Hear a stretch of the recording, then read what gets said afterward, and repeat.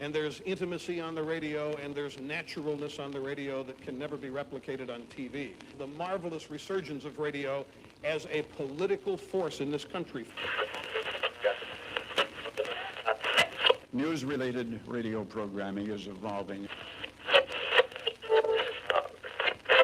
There's a huge hole in our dialogue that can be filled by the synthesis of traditional radio and the freedom that comes from a live podcast. You're about to experience Cowboy State Politics live. Here we go.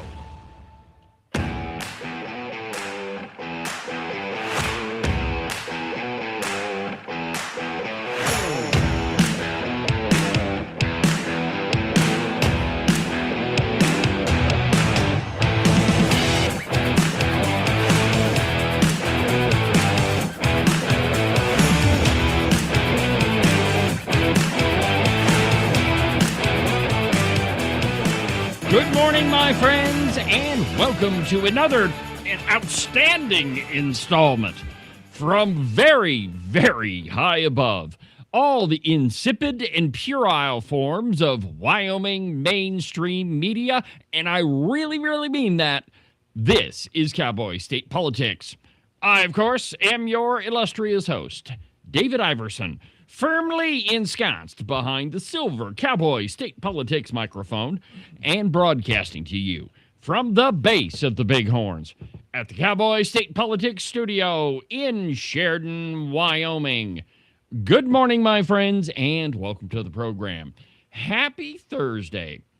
You know, I firmly believe that every good story about your political enemies should include a healthy dose of hypocrisy. Wouldn't you agree, Ken? I mean, you can't always do that, but if you're going to talk about your political enemies, you should include a big, giant helping of hypocrisy. If it's available, take advantage, yeah. I think so. And, you know, there are just some people running around this state that evidently they never learned the lesson that the internet is forever, that whatever you put on the internet, it's not going away. And even if you try to get rid of it, which I doubt this is the case in this particular instance, but even if you try to get rid of it, most of the time you can still find it. There's this wonderful little tool called the Wayback Machine. Oh, it's fantastic. Whichever website you're looking at, generally speaking, if you've got the right date and if they took a screenshot of it, you can find out what was on a website. So, I mean, what you put online is almost always there. And if can you excuse me for an hour or so? No. But no, you have to be absolutely front and center. This is going to be fantastic. So I've got a great story about our good friend. Well, friend is kind of the wrong term. Good is kind of an incorrect term. He's tall. Well, he is tall. Okay, so the tall guy, Tyler Lindholm, the guy that portrays himself as being all about freedom and liberty, except that he endorses every single stinking redcoat in this state. Yeah, you're going to love what I've got for him. Tyler, I really hope you're watching. You're going to love this. It's going to be absolutely fantastic. So we're going to talk about him. And we have to talk about the common sense Republicans, or so-called Republicans. I feel like if we're going to talk about Tyler, we need to explain why. Oh, we are. Yeah. Oh, don't worry. Don't worry. Your producer like little head. Because he's a has-been nothing as far as the legislature is concerned. Well, sure. He got beat by Chip Diamond. But he does represent a force. Yeah, well, and he's been doing some other stuff. And I mean, if you've opened your mailbox, I don't know, in the last 3 months, he's been doing a lot of work. That's just July. Yeah, so this is Ken's collection from just July, and well, I don't know. This one's probably better. Some of those aren't from Tyler, but most of them are. And if you count up the dollars that's in my hand that this pile represents, every county-wide or district-wide mailer, you're looking at. I mean, it kind of depends on, the card stock and the pictures and printing and all that. But generally speaking, about $4,000 for a Senate district. Maybe a little less, maybe a little more. Kind of depends on what you want to do. But think about how much money is right here. Ooh, what was that? That was my computer, I think.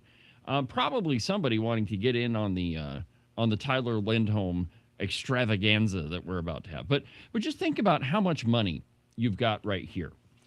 It's a tremendous amount. And old Tyler baby, he's responsible for a lot of that. And then at the top of the hour, we're supposed to be joined by Paul Hoeft. Paul is the representative for House District 25 right now, and he's running for the Senate in District 19. So he's going to be here at 9 o'clock. And because we're going to have so much fun today, I've left the phone lines open. And so if you want to be part of the program, go ahead and give me a call. The phone number is 307-374-8989.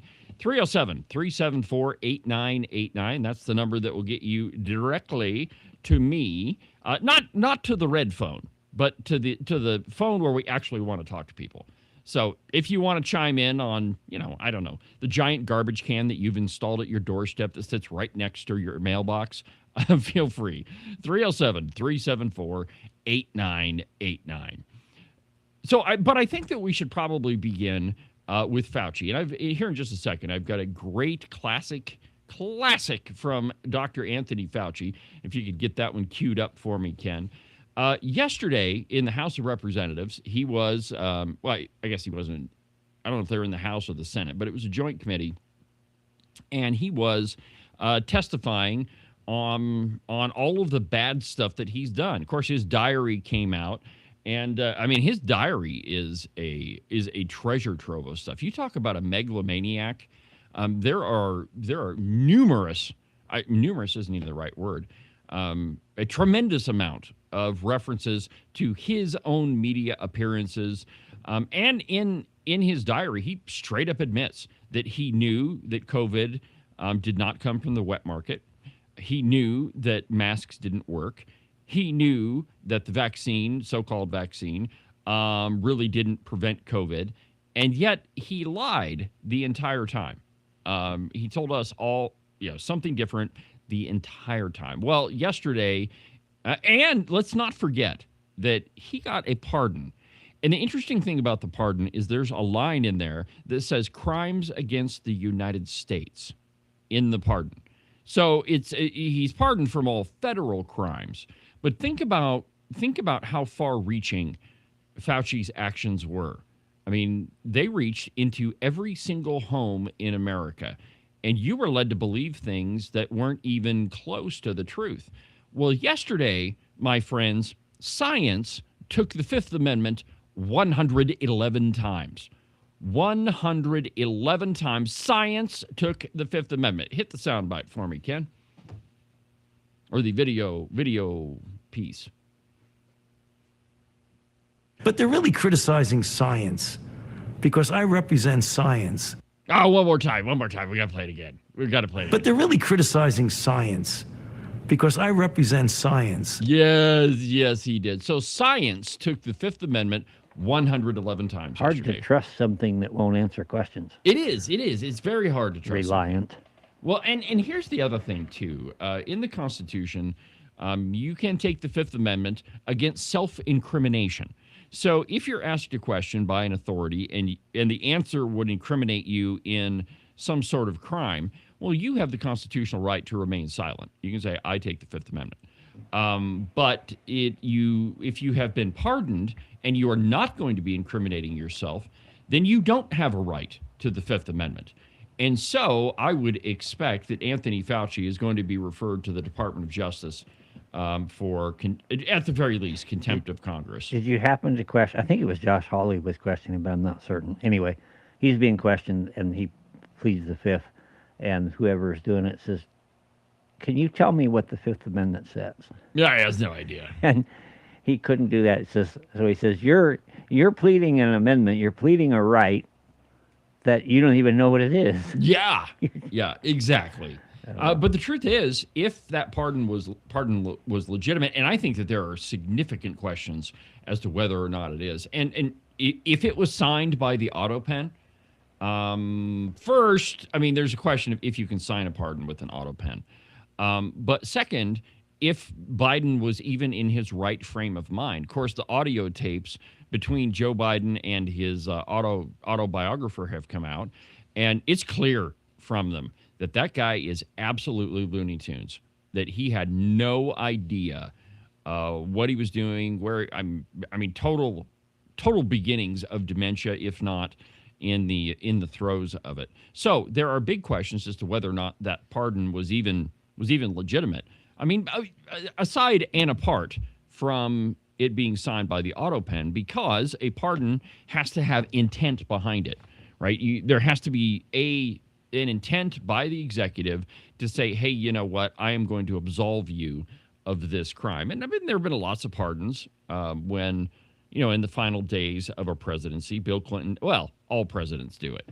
There's somebody on their list that they want to pardon, but they don't want to pay the political price for it. And so they do it in the last day of their election when, it's not really going to matter. So, I mean, lots of questions there, but don't ever forget what Fauci and what all of your elected officials did to you during COVID. And I mean, that was the single greatest infringement on your liberty that I think had ever been conceived. It also was the impetus for probably half of the current representatives.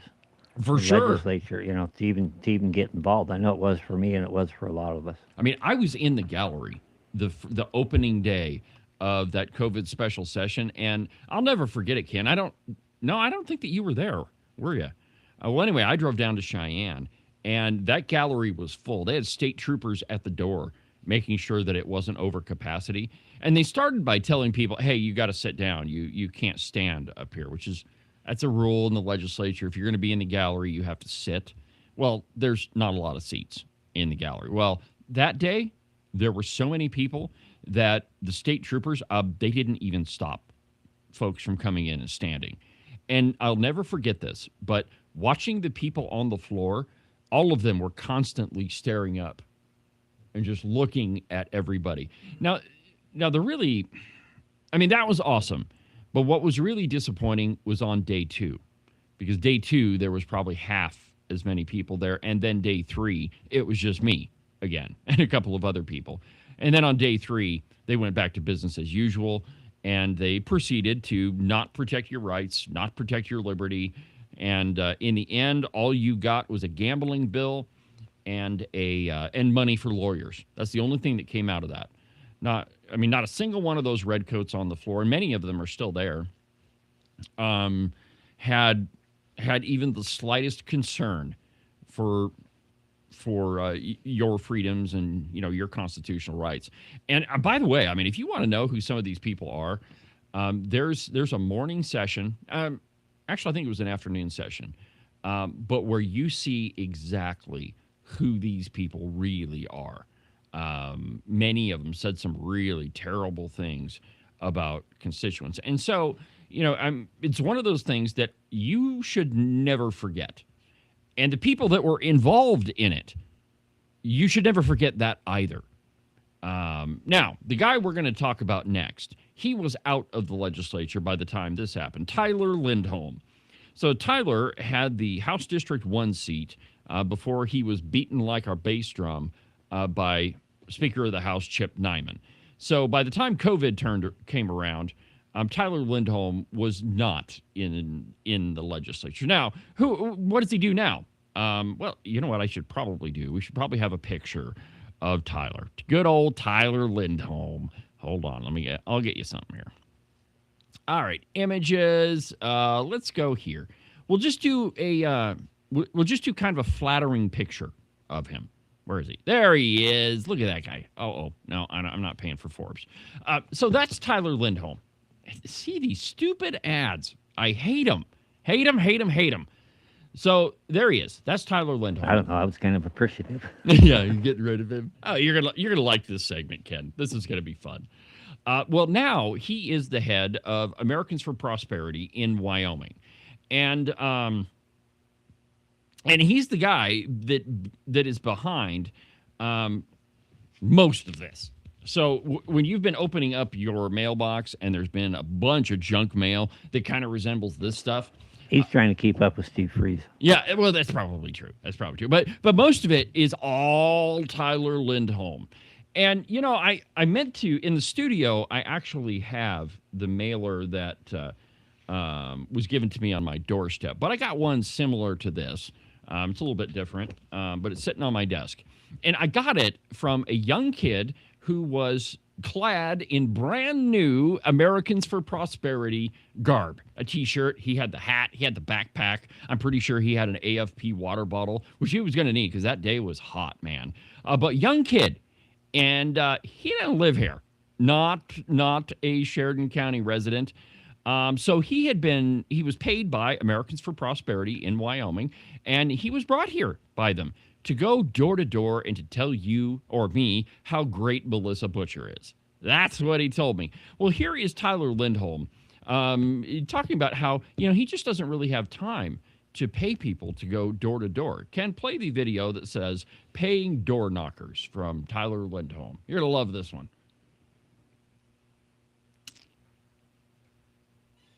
If your biggest complaint on the campaign trail is you can't find a place to land your jet, I have a hard time relating with you.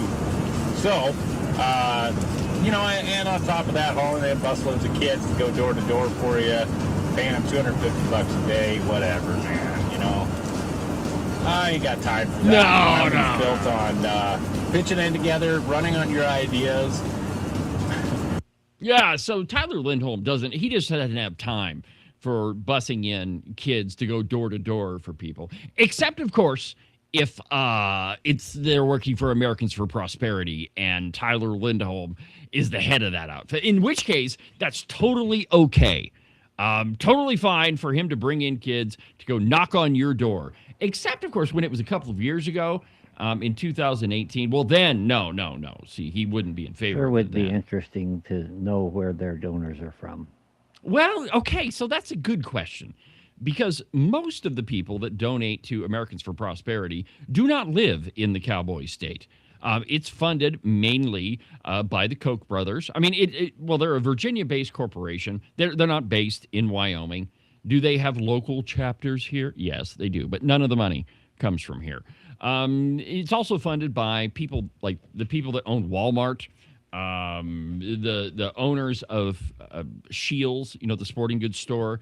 And if you look through their donations, very few of the people that contribute to that organization are actually in Wyoming. And so, you know, again, this giant stack of flyers, most of them are paid for by money from out of state. Yeah, but if I take a $1,500 check from somebody who happens to live in Jackson. Oh, yeah. We're gonna put you in the stockade and probably try to string you up.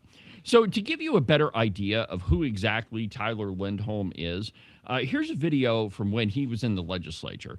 Play the one that says Lindholm and weed. Marijuana reform bill dies in the House Judiciary Committee Thursday. House Majority Whip Tyler Lindholm is the sponsor of House Bill 234. Under current Wyoming law, if you're in possession of 3 ounces or more of pot, that's a felony, and you could go to prison. And if you're caught a number of times with a joint, that's also a felony, and to prison you could go.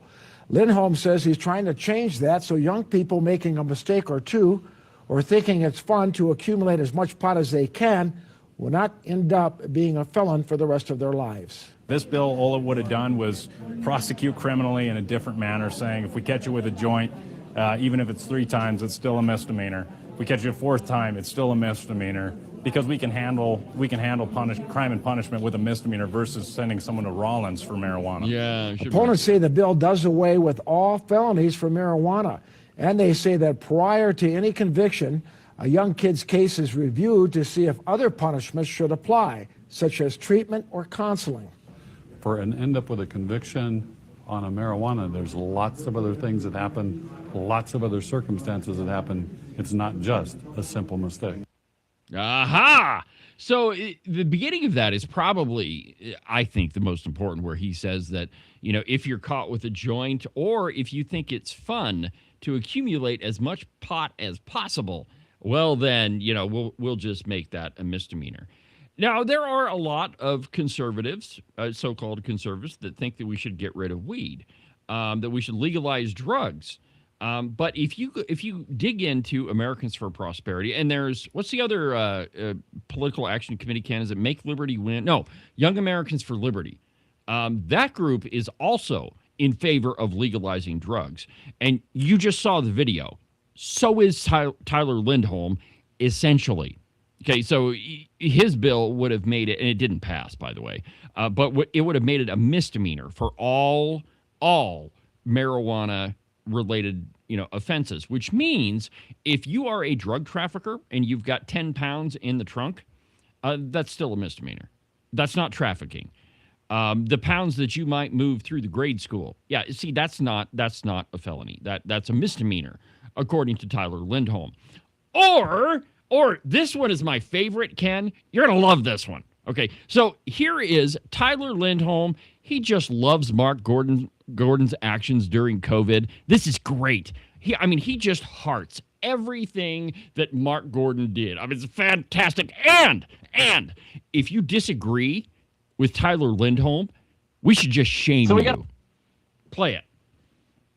Flatten this curve, right? And the government, that's all they're saying.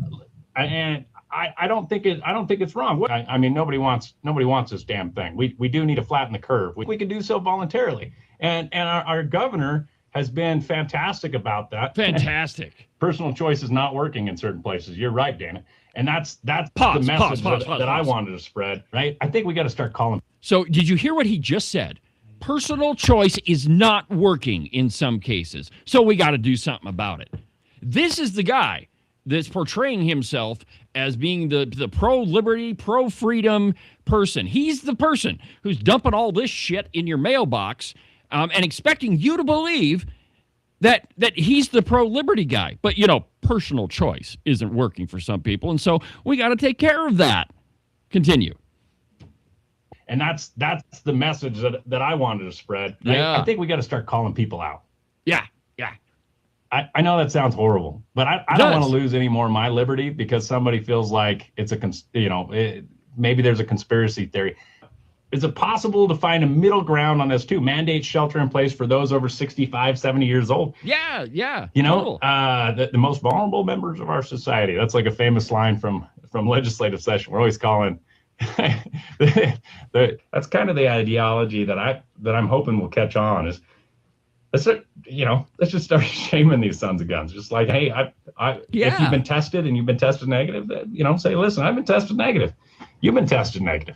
Let's go. Hopefully the testing picks up so we can say those things. Yeah. Let's go shoot our pistols in a small group. You stay 6 feet away from me. You can do that. Yeah, Mr. Pro-Liberty, pro-individual rights, Tyler Lindholm. Let's just shame these sons of guns, Ken. Screw that whole personal choice thing. You just need to keep your vaccination records, and you just make sure. Yeah, and if you're 65 and over, man, you just shelter in place, baby. Papers. Papers. Show me your papers. Show me your papers. Oh, my Get back in the house. Talk about hypocrisy.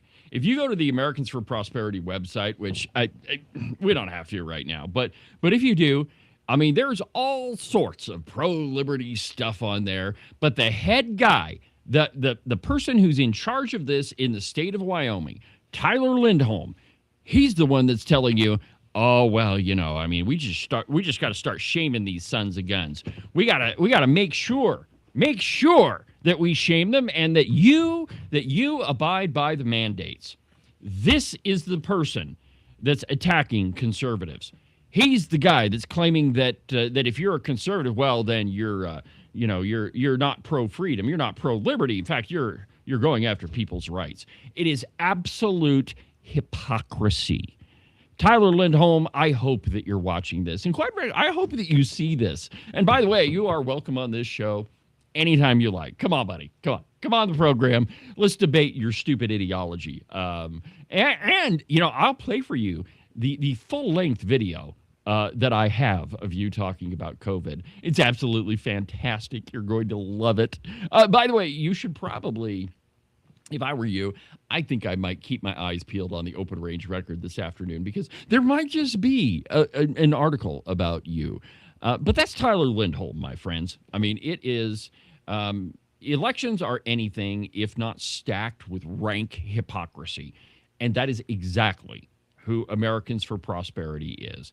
None of the people that work for them actually are in favor of liberty, which is why they're the folks that are, they're the folks that are liberals. And I mean, and most of them have some really socialistic ideas, like Micah Sturtevant. She's running for House District 29, Ken's old seat. And if you look at one of her campaign mailers, and I've got it here, hold on just a second.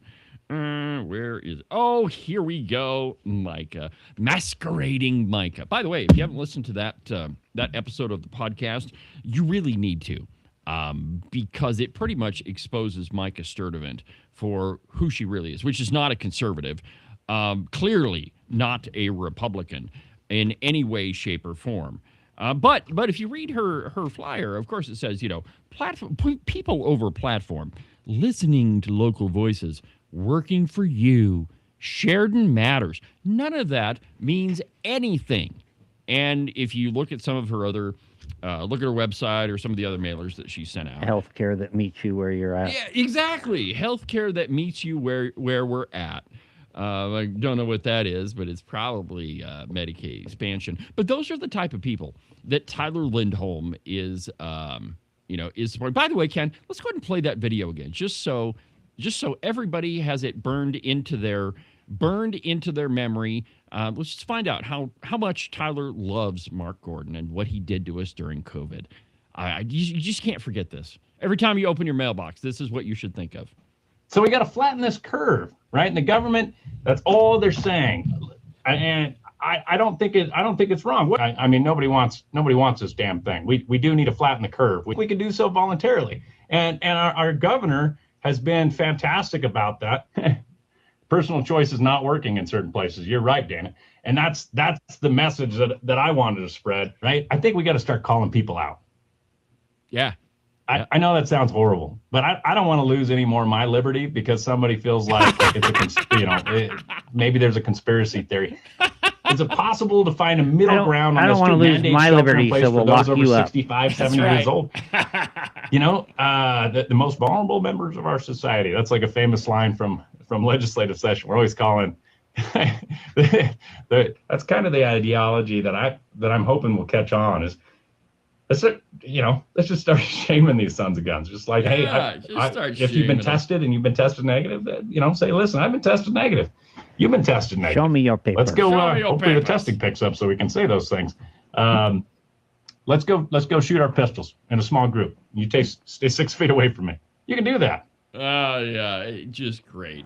All right, Ken, let's go ahead and take a quick break. And when we come back, we'll continue on with the program. Lots more coming on Cowboy State Politics Live. Phone lines are open. 307-374-8989. Give me a call.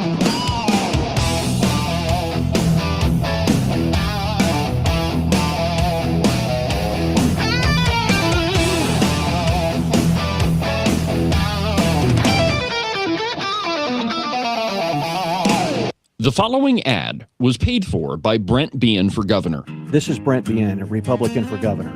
Wyoming families know what matters: law enforcement, emergency services, and supporting strong schools, agriculture, and energy production.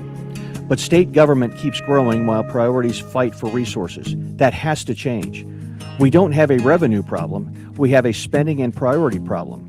Vote for me on August 18th, and I'll put Wyoming priorities first. I'll return taxes to you, the taxpayer, and make Wyoming number one. Paid for by Brent Bean for governor. Today's program is also brought to you by Morton Buildings. If you're in the market for any type of building for your property, you need to call Marcos and Jesse at Morton Buildings. Their phone number is 307-674-2532. They're the best in metal building construction, and they've been doing it longer than anybody else around. So it doesn't matter if it's a garage or a barn or maybe something bigger, like a roping arena or maybe a giant warehouse for your business. The two guys you need to call first are Marcos and Jesse. Again, their phone number is 307-674-2532, or you can check them out on their website, mortonbuildings.com.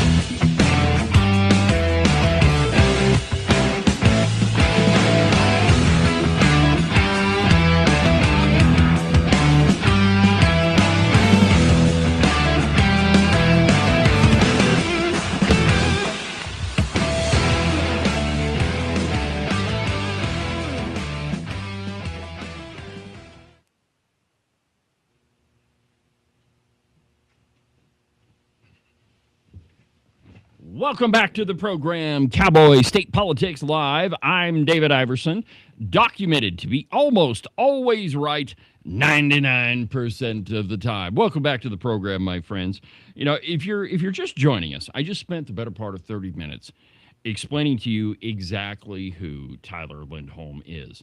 And none of us should ever forget, simply because, that guy is,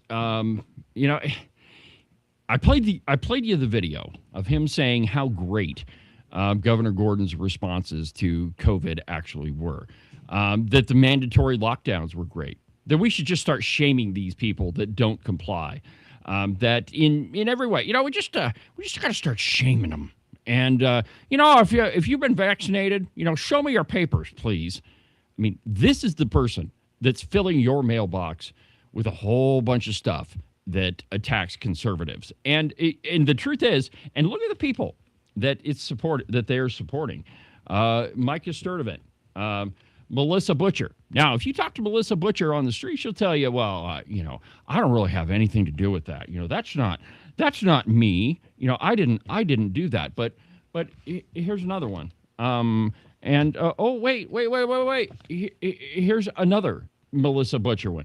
This one, yeah, it's got that great picture of Ken on it. Yeah, see, but it's the guy that believes in lockdowns. And look, here is another one from Melissa Butcher, and this one's a little door hanger paid for by Americans for Prosperity.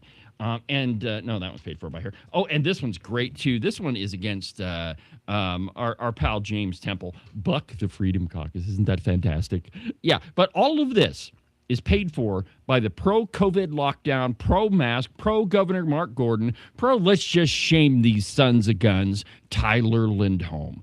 Don't forget who he actually is. He's spending hundreds and hundreds of thousands of dollars in this state to elect big giant redcoats. And no, let me just show you who Americans for Prosperity is supporting. Here we go. All right, Ken, show them this list. So AFP's endorsements on the left-hand side.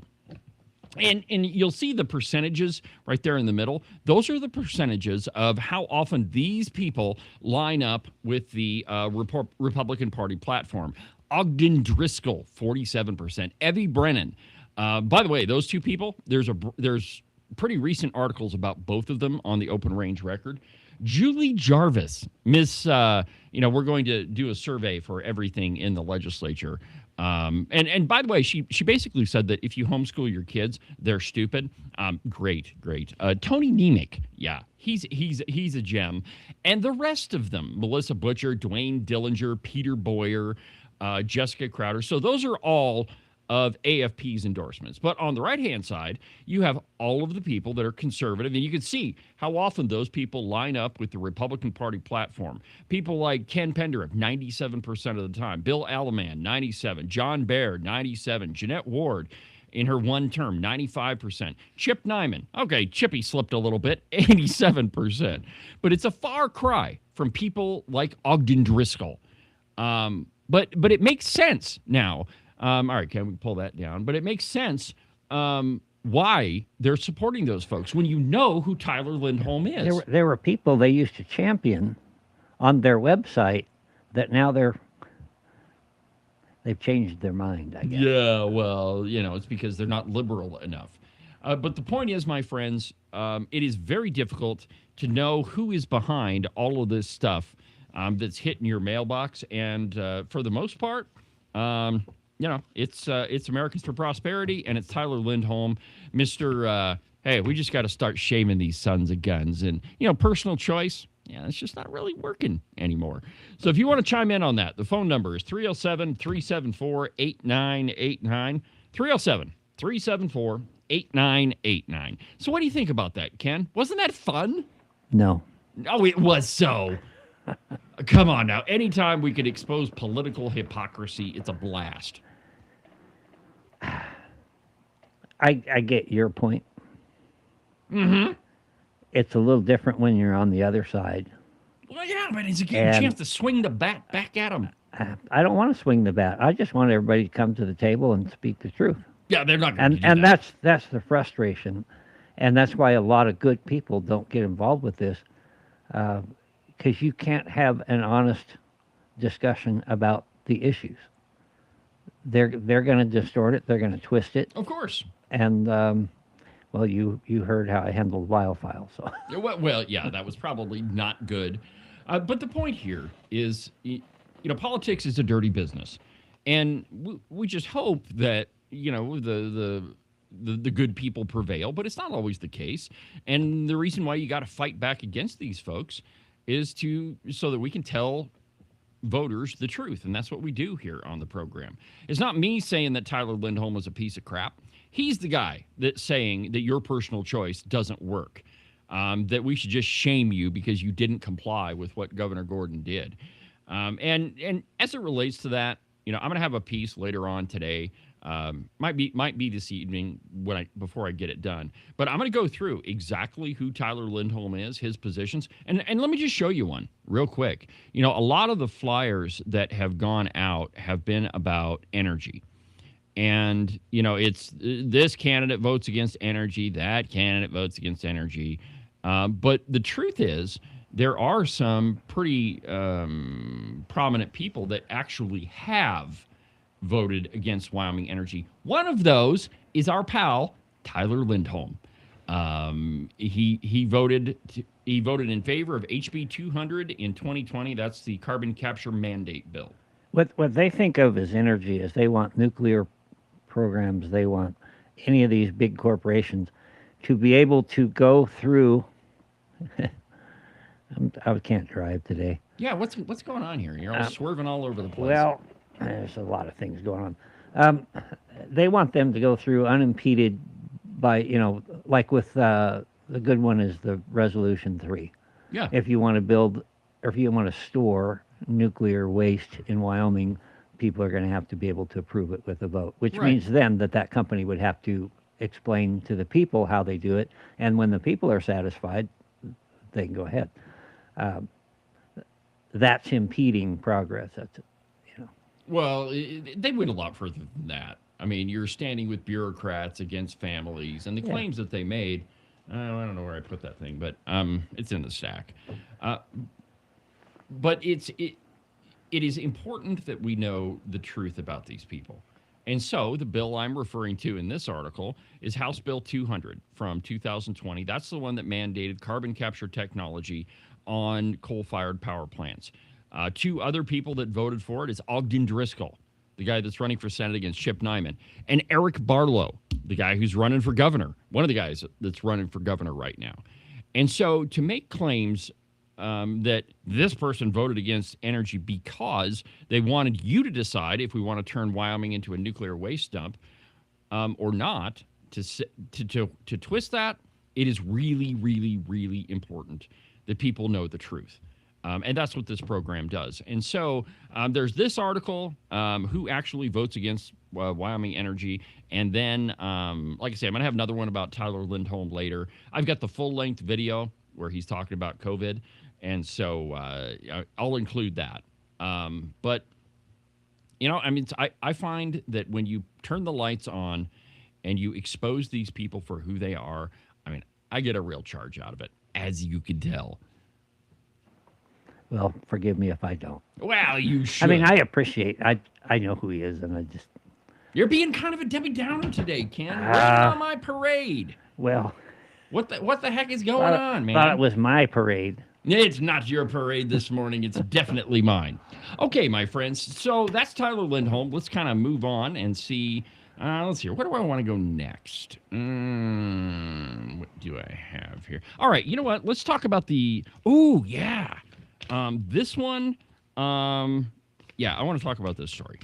So you have heard me say that if a data center, if somebody wants to build a data center and everything they do is above board and they've got all their I's dotted and their T's crossed and, everything's above board, they're not taking government money and, everything's on an equal playing field, there's no reason why we shouldn't say, all right, go to it, build your data center. If we believe in the free market, that's what we should do. And Ken, I think you made a great point yesterday when you say. Of course, I did. There's a lot of. Notice how I just breezed right over that. There's a lot of folks that make the argument. Well, they're storing everybody's data, and it's a big invasion of privacy. Well, the point you made is that's the same argument that is used against gun companies all the time. Well, guns are used to kill, and so if you have a bunch of guns, that means you want people to die. That's the argument. It is completely divorced from reality in that if you believe in free market principles, you don't get to have it both ways. You don't get to say this business is okay, this one over here is not. That's the very definition of picking winners and losers. And you don't get it both ways, my friends. You're either a free market capitalist or you're not. You're either in favor of business or you're not. You don't get to say, well, this business is okay, this one over here is not. Now, there's a piece in the Blaze this morning, and it's entitled, Before You Say No to a Data Center, Here's What You're Giving Up. And let me just read you the opening paragraphs of it, and then we'll talk about it.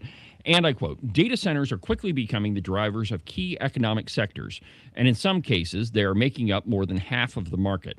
Depending on the source, the U.S. already has somewhere between 1,200 and 4,600 data centers, and with many more in the pipeline. They will continue to bring good tidings to their surrounding areas.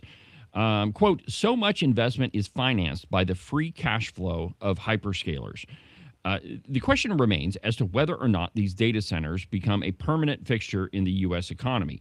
Now, if they don't, cutting the cord could have devastating effects. First and foremost, the country's GDP has been greatly affected by data center construction. The Apollo Academy reported last May that data center construction had added 1 percentage point, just by itself, 1 percentage point to GDP growth in the first quarter of 2025. By March of 2026, ABC Carolinas had attributed approximately 0.2% of all GDP growth in 2025 to data center construction, citing Goldman Sachs. In a $32 trillion economy, that fraction of a percentage actually equates to around $60 billion. So narrowing the scope, much of that boost comes from massive investment in these projects.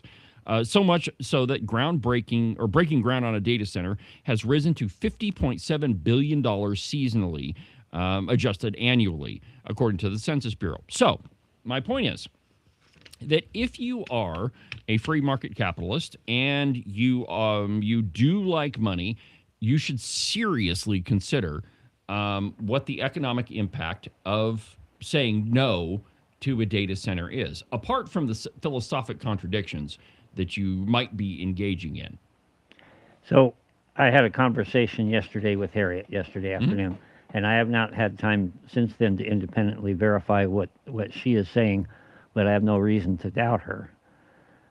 She says there's a loophole in the industrial siting laws in Wyoming, that if you are going to build a data center in an industrial park, you don't have to comply with the industrial siting plans. Okay, well, that's wrong. And so that's a little loophole that we need to get straightened out. So, we keep talking about as long as everything's on an even playing field. As long as you're playing all by the same rules. There's that rule. There's also the taxation rule. They've got an exemption in there. And those are the things that we're going to have to fix. So let me ask you a question. Yeah. So if there is a loophole, and if there's a law that allows you to do X, Y, or Z, it doesn't really matter what it is, and maybe it allows you to cut a corner, is that wrong? Is that your fault? I feel there is. No, I'm not asking you as a legislator. I'm saying, is that the business's fault that they say that they take advantage of a loophole? Oh, no, I would. I say I would, but I was offered some incentives once in Hot Springs County and turned them down because I didn't, out of principle. Right. I don't think that's the game we should be playing. Well, that's not what I'm talking about. What I'm talking about is so you mentioned the Industrial Siting Council, right? And there's a loophole where they don't have to follow. Yep. If you put your data center there, you don't have to follow regulation X, Y, and Z. Okay. Of course they wouldn't. Okay. Well, why is that the fault of the business owner? It isn't. I'm not saying. Okay, so that's my point, right? So that's not necessarily an argument against data centers. That's an argument that you created loopholes in the law. No, all I'm doing is clarifying that the premise, foundational premise in many cases, that they're playing by the same rules as everybody else is a false premise. No, I don't think it is. Because could another business take advantage of that same loophole? Could all businesses take advantage of that same loophole? I'm saying a business inside an industrial park versus a business outside, they're not playing by the same. But all businesses could, if they wanted to, put their business inside an industrial park. Maybe. Yes. The answer to that was yes. And let me give you an easier one to tackle. Tax loopholes. Okay? The reason why our tax code is about this thick is it's chock full of all sorts of different loopholes. If a business like, I don't know, AT&T decides to take advantage of those and they end up paying zero in taxes, is that their fault? Or is that the fault of the people? No, that's certainly not what I'm arguing. It's the same principle, though. If the law is the law for this person and this person, it is not the fault of the business owner. That's the fault of the people that write the laws. And to say that gives them some sort of advantage, I don't think it does. Because any other business could do exactly the same thing. And so just because we have a problem in legislation, that there's a loophole X, Y, and Z over here, that's not an argument why we shouldn't have data centers. That's an argument that we have screwed up laws that need to be fixed. That's all that is. Yeah. You know, everybody complains about, well, AT&T doesn't pay taxes. Okay, they're one of the big companies that paid $0 in taxes. You know why? Because they employ an army of lawyers to find every single tax loophole that they can. But that's not their fault. That's not a reason that you should attack that business. That's a reason you should say, hey, if you don't like it, change the law. It's not the fault of the business owner. You see, we don't get to have this both ways. The rules apply to everybody, or they don't. And if you've got a loophole that somebody's written in somewhere, well, you need to fix that. And then you can change it, and everybody else has to play by the new rules. But that's not an argument against data centers. So my point is that if everybody is on an even playing field, and you're checking the boxes, and you've handled your water, and whatever the issue is, and you're not taking government subsidies, there is absolutely no reason why we shouldn't say yes, if you believe in free market principles. Now, if you don't, and you want to say no to it, well, then you don't get to claim that you're a free market capitalist. You do not get to have it both ways. Yeah, we're not arguing the same thing. So yes, we are. Yes, we are. No. We are totally arguing the same thing. All that I am saying is that and I'm not trying to make an argument against data centers. I'm just saying that people need to be aware that when you're talking data centers, they're not all the same. They're not all treated the same. It depends on where they're located. That's all I'm saying. Well, sure. And I'm not saying it's not fair against the others, but everybody seems to have this idea. Well, as long as data centers are following the industrial siting law, well, the industrial siting law has a hole in it. In your opinion. Yes. And of course I'm right. Well, you see, the views of the producer are not necessarily those of the host, but they absolutely should be. And my point is that if you're gonna call yourself a free market capitalist, if you're gonna call yourself a conservative, if you're gonna make any of these claims about yourself, You don't get to have it both ways. I completely agree with that. That to But me, that's not what I'm saying. to me, that just reeks of rank hypocrisy. Because I heard it yesterday. There was a gathering put on by the Republican women of Sheridan County. A great event. In fact, I've got some pictures of it. Let's show them some pictures. Let's see here.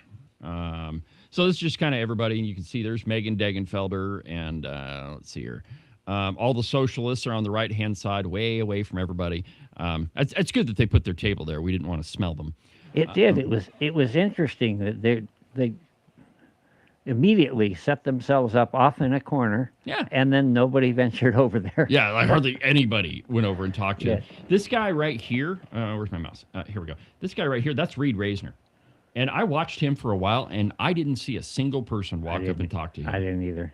You know, and he has succeeded in doing one thing that no other Wyoming politician has been able to do, and that is to unite the entire state against him. Oh, yeah, there's a close-up of the socialists. Notice Sheriff Levi Dominguez is at the same table as Ryan Kolteska. Oh, and as it relates to Ryan Kolteska, I'm going to have another piece coming today about him using state property to campaign from. And then the gal on the left, that's Micah Sturdivant, socialist for House 29.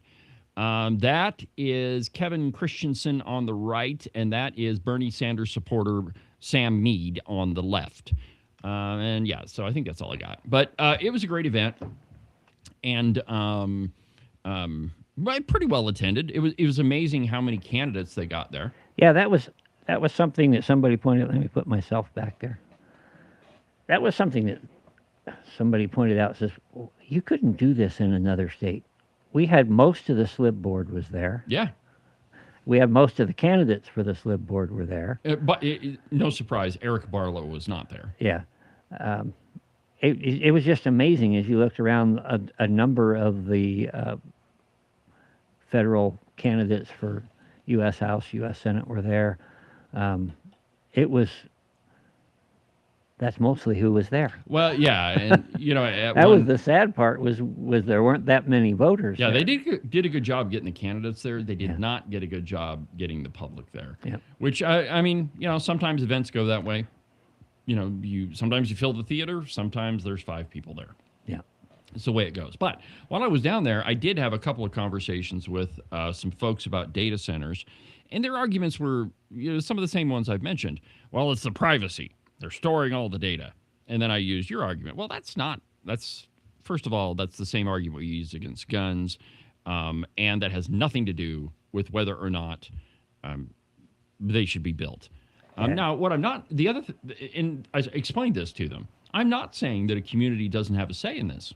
The community does. If you don't want a business there, well, then you need to take it upon yourself, go talk to the business owner, and find out, you know, if you can strike a deal or whatever. But that's up to you, right? That is not a function, that is not even anything that the government needs to be getting involved in.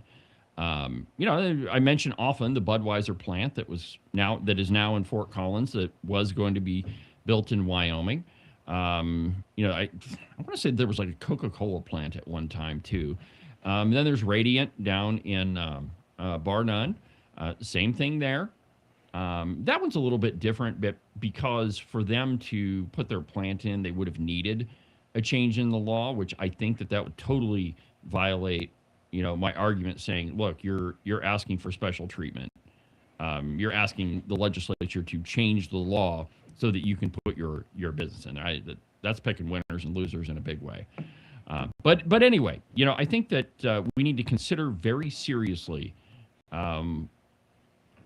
data centers as a whole. Now, while you might be opposed to their water usage, you might be opposed to, hey, it's only going to be good for like 3 years, and then we're going to have this giant hulk of a building there filled with all sorts of electronics that maybe we can salvage the copper out of them. I don't know.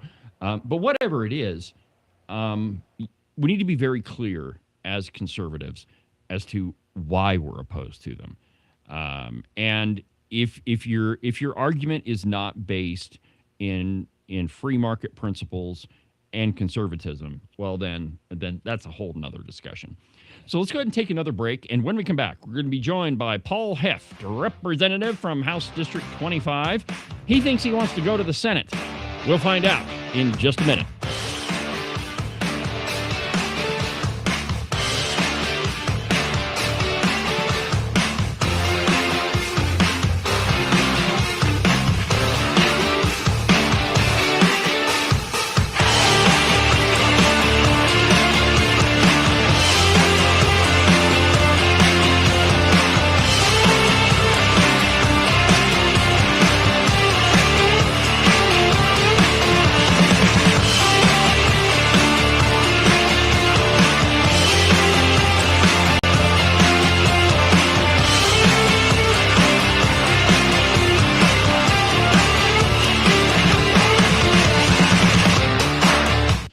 I'm Karen Weber, and I'm running for House District 5 in Goshen County.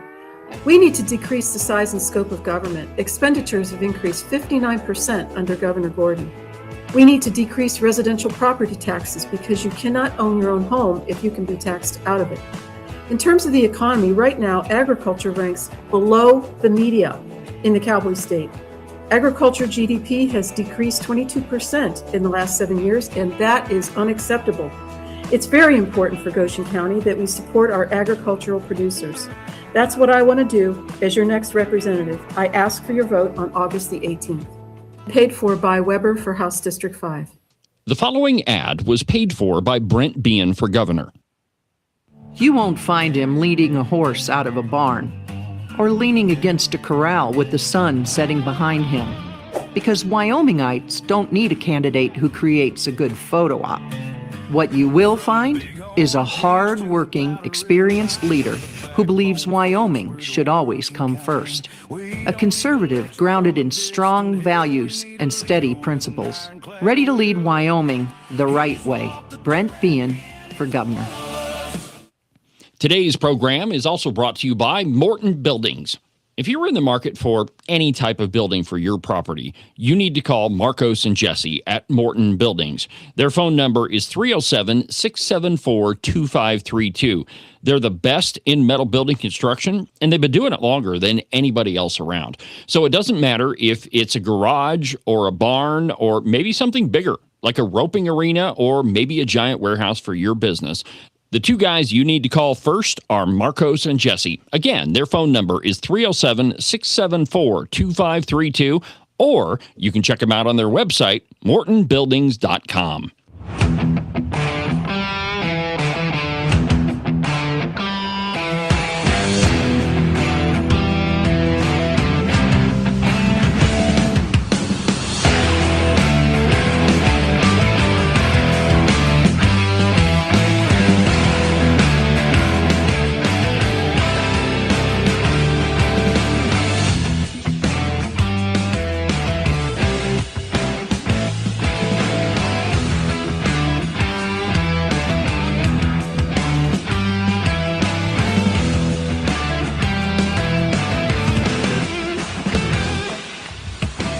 Welcome back to the program. Cowboy State Politics Live on a Thursday. I'm your host, David Iverson, Wyoming's big voice on the right. Welcome back to the program. We're joined now by Paul Hoeft. Paul is representing House 25, right? Correct. All right. Well, welcome to the show. How are you? Well, thanks for having me, David. Well, I'm glad you could join us. I just have you. Yeah, what are you doing? There we go. All right, perfect. Good. I've been looking to lose some weight. That was just right. He'll do it, man. All right, well, why don't you take a minute or two and tell my audience about yourself? So I am a current House representative for District 25, and that's Powell and a little bit of the outlying area of Park County. I'm just an average. I'm the epitome of that citizen legislator. Okay. Legislator. I'm a retired auto mechanic of 45 years with General Motors, and I currently hold a job at a ranch supply store where we sell, or where I'm the sporting goods manager, and I partake in the exercise of our Second Amendment rights every day. You should have seen Ken's shirt yesterday. I assume you're not here about the alcohol or tobacco. Well, ironically enough, I was at work not more than half an hour, and an ATF agent was at the counter and Wow. wanted to do our inventory, which we sailed right through with. Of course. No worries there. So, Right on. Well, you rode the motorcycle over the mountain from Cody. What kind of bike you got? 18 Road King with hardly any miles on it, because once I got into politics, you don't get. Well, to you don't enjoy have things free like time that. No, to ride there's your not a lot, motorcycle. but And it's kind of hard to ride your bike down to the session. I mean, it's not exactly the best weather. studded tires might work. When I lived in Virginia, there was a guy he rode his bike year round. And anybody that thinks that a Virginia winter is somehow better than a Wyoming winter, it's not real. That's not really true. But man, there could be like 2 foot of snow, and this guy would be in his snowsuit riding his bike. And I mean, he did have studded snow tires on it, but he'd be riding all the way through the snow. Craziest darn thing. All right, so you got here too late for the Tyler Lindholm extravaganza. And so I think, we should just educate you on who Tyler. Do you know who Tyler Lindholm is? I do know who Tyler Lindholm is. Really? Do you think that he's a largely conservative guy? Where do you think he's at? I don't think he's very conservative Well, at all. You would be right about that. Something about hanging out with Sarah Burlingame. But here is a beautiful little video of Tyler Lindholm. You remember this. The internet is forever. Check this out. We got a montage. Huh? So we got to flatten this curve, right? And the government, that's all they're saying. And I don't think it's wrong. I mean, nobody wants this damn thing. We do need to flatten the curve. We can do so voluntarily. And our governor has been fantastic about that. Personal choice is not working in certain places. You're right, Dana. And that's the message that I wanted to spread, right? I think we got to start calling people out. I know that sounds horrible, but I don't want to lose any more of my liberty because somebody feels like it's maybe there's a conspiracy theory. Is it possible to find a middle ground on this too? Mandate shelter in place for those over 65, 70 years old. The most vulnerable members of our society. That's like a famous line from legislative session. We're always calling. That's kind of the ideology that I'm hoping will catch on. Is let's just start shaming these sons of guns. Just like, hey, if you've been tested and you've been tested negative, say, listen, I've been tested negative. You've been tested negative. Let's go. Hopefully the testing picks up so we can say those things.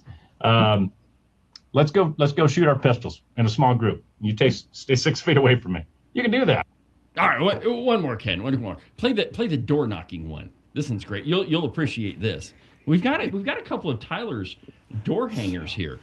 And hand it. wait, you're gonna love this part.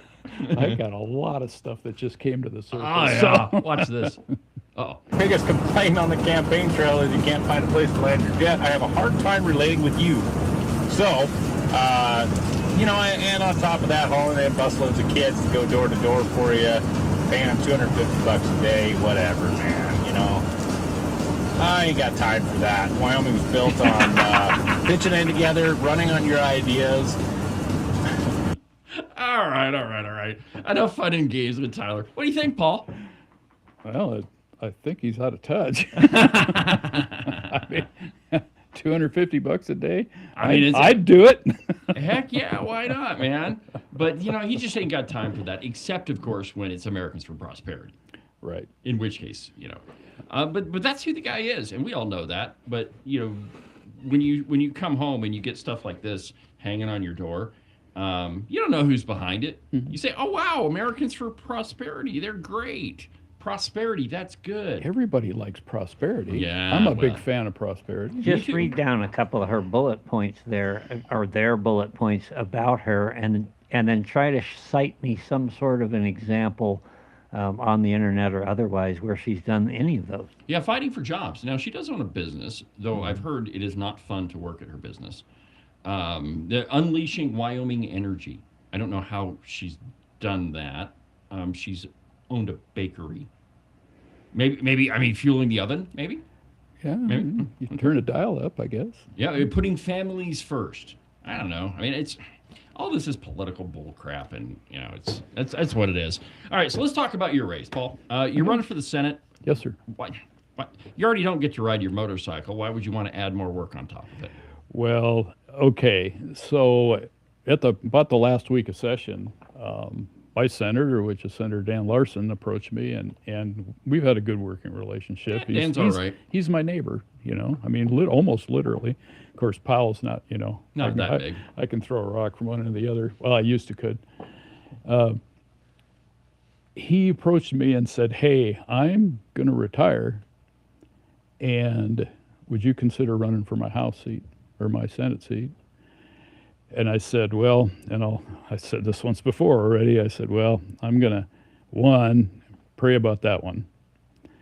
And when I get home, I'm going to have to, talk to my entertainment coordinator and talk to the boss and see if that's a direction we want to go. And we did both of those things and spent some time talking to the Lord about it. And then we decided that we would take a run to the Senate.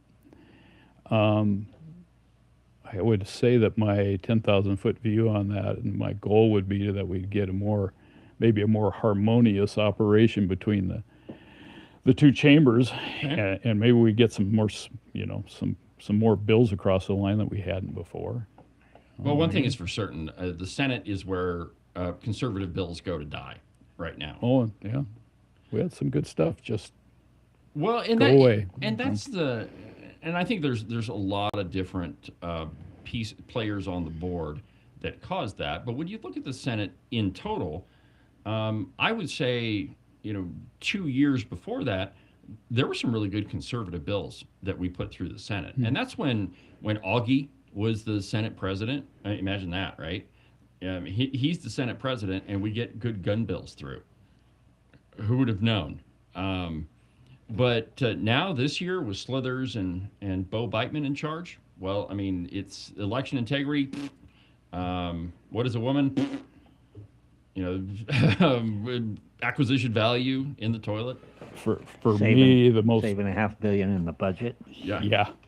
So one of the most frustrating things, and my colleague here can back me up on this, was we worked long hours in the House. Yeah, you did. We were there, slugging it out, trying to get stuff across the line, working hard, debating.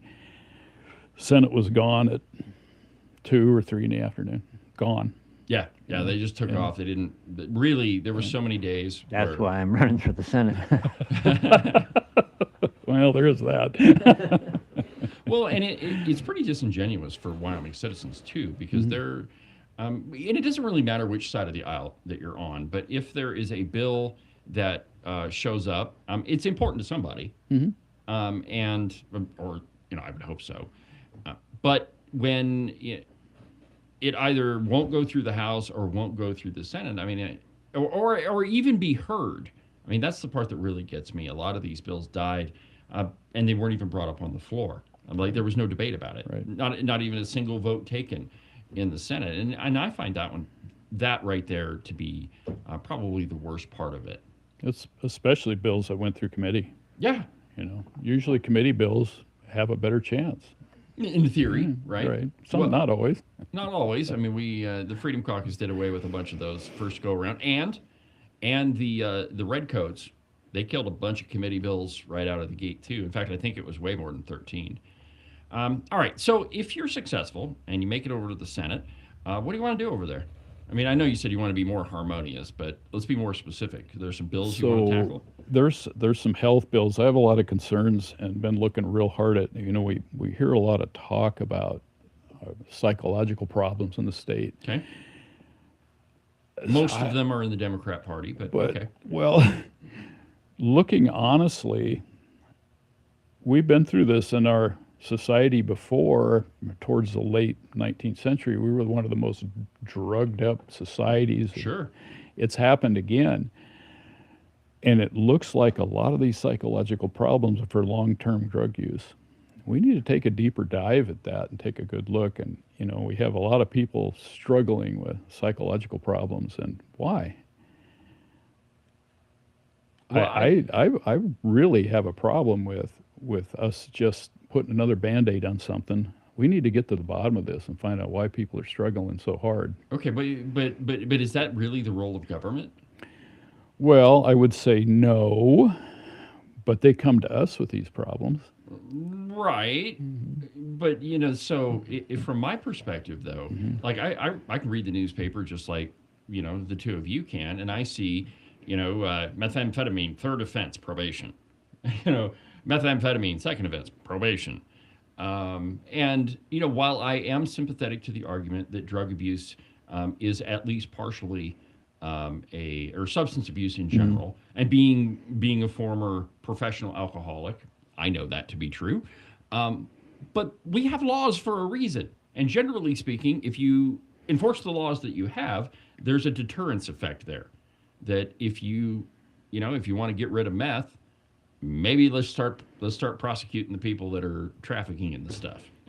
I guess I'm coming at it from a little bit different angle. Okay, talk to me. With our Department of Health Okay. wanting to pour money into our medical system to combat psychological issues. Okay. That it hasn't helped. We've added all these people, and all we've done is spend money, and we still have, they dole out long-term. I'll just go back. I'm going to go back a little bit and talk about a personal issue that I had when. Yeah, please do. My oldest son, when he was in the 3rd or 4th grade, was he's incredibly intelligent, but he loved to look out the window and watch what was going on outside. So did I, right, as far as that goes. Well, he was inattentive, and they wanted us to put him on Ritalin. Oh. You know, because he's inattentive, he needs to be more compliant and more, you know, pay more attention in class. Well, that isn't the way to do it, not at all. And we said no, and there was a little bit of back and forth on that, but we held our ground and said pharmaceuticals is not the way to control behavior. I've seen it in the workplace. Many of these young men have been on these psychotropic drugs for more than a decade, and then they turn 18 and decide that they don't want to take this drug anymore because now I'm an adult, and they can't connect the dots. They have a hard time coping with some of the simplest problems. They're stressed out all the time. I think these drugs have created some real problems in our society. Oh, I would agree with you. When it comes to the doping up kids. Right. You know, I had when I was married the first time, my stepson, I guess, I don't know how that works. I guess he's still my stepson, but way ADD, and he is autistic. And I mean, I think he probably plateaued at maybe 15 years old, probably around there. But when he was young, he had ADD so bad that his hands would not stop moving. I mean, he would sit there watching TV, and his hands would constantly be doing something. So I mean, obviously, there's a chemical imbalance somewhere, and his teacher, same thing. Hey, we need to put him on drugs, and my wife and I at the time said, no, I don't think so. I think we can deal with this in other ways. And so I taught him how to play chess. I mean, it sounds weird, but I figured, okay, to win at chess, and the kid, he would get mad if he didn't win. And so to win at chess, you have to concentrate. Right. If you concentrate, you're not worried about what your hands are doing, right? And it actually worked, believe it or not, at least for a time. Okay, so, but I think you're right that when we dope people up and we don't really handle the core issue, I mean, you really are just painting over the, we're putting a picture over the hole in the wall. I guess it's probably a better analogy. So what do we do then? So, I had brought a bill to committee, which we didn't get it out of committee, but it had dealt with when there's these suicide issues, and this poor woman who had been in Bighorn County, who had killed her family and then herself. Yeah, horrible situation. Horrible. And she was, using some of these drugs, and we don't get into the weeds of that. But my bill was to take a little bit deeper look on an autopsy in these situations to find out what's in their system and see if there's some commonality from situation to situation. It went sideways. We didn't get it very far out of committee. Okay. The coroners threw a fit. Of course. And I thought, well, what's the big deal? Because it's an added test that they're already there and they're already doing. Right. I'd just like to see a look, and maybe we get a track record. And of course, our drug companies were pretty spun up about it too. They didn't want anything to do with that. All right. So from a government perspective, though, like we know we've got issues, right? We've got a high suicide rate in Wyoming. You know, there's, again, you can read the newspaper and you can see that there's a drug problem. Though I would argue that there is always has been and always will be a drug problem. But we got all these issues. So from a government perspective, in the Senate, House, whatever, what do we do? So I just mentioned keeping track and try to figure out, but here's the hard part.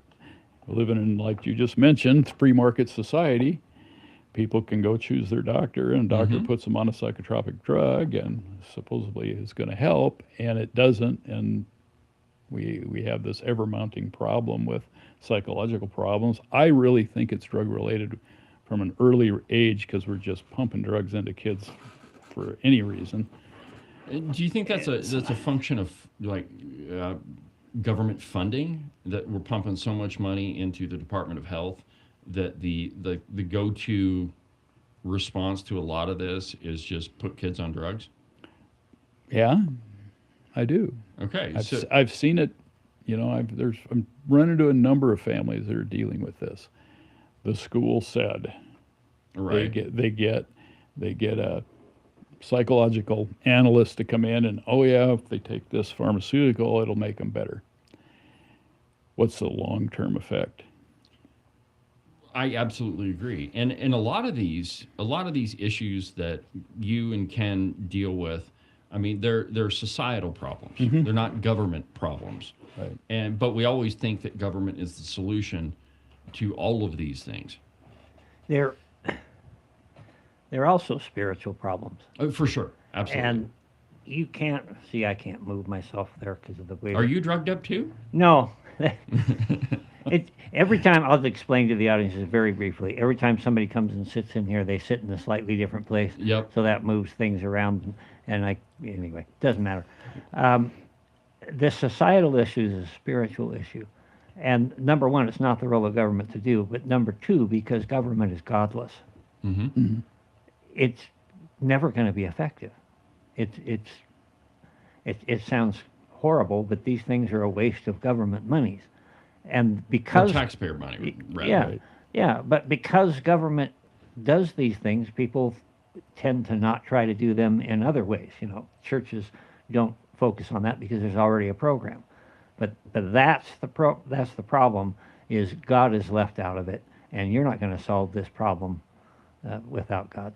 So what I'm hearing is that the existence of this multiplicity of different government agencies is one of the chief causes of it, because we got so much money floating around. And so the real solution doesn't lie in government. And so if you eliminate government program X, what's to say that, agencies outside of the government, churches, private hospitals, those sorts of things, what's the impetus for them to pick up the slack? I mean, our concern is the person that's, got the substance abuse problem or the mental problem or whatever. How do we incentivize those organizations outside of government to pick up the slack? So, great question. And to back up what Ken said, I've said this in like 3 town halls already. Every new government program that's to assist the public is a failure of the church.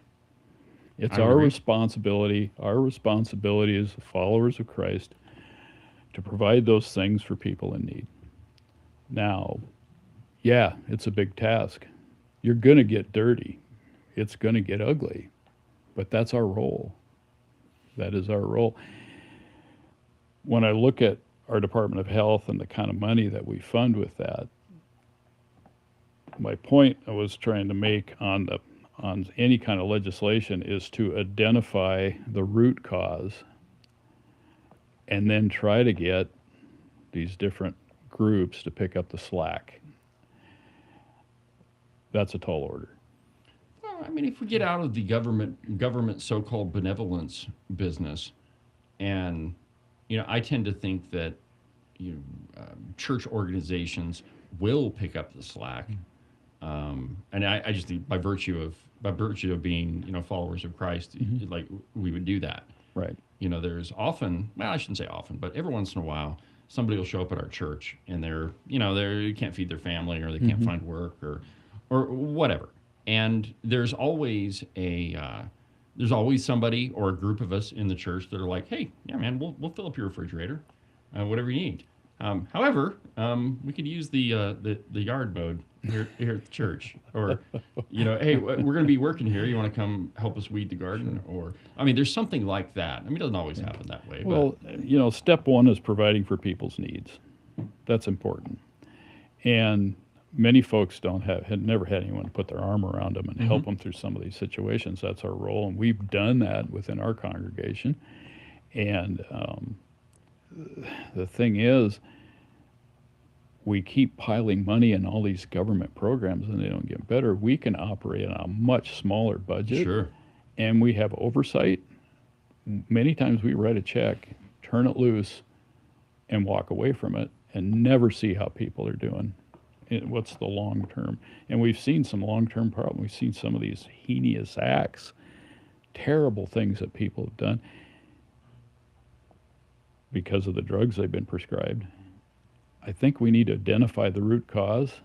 I'm not saying I got all the answers on I don't want to add more legislation that will do nothing. Well, maybe maybe the solution is get government out of the way. And generally, I think that's the solution for most things. The overarching. Yeah. issue. All right. So let's switch gears a little bit. Big issue is school funding. It always is. You guys just finished a recalibration bill. How do you think that worked out? You think that was a good bill, good result? Did you vote for it? I should have brought the Powell Tribune.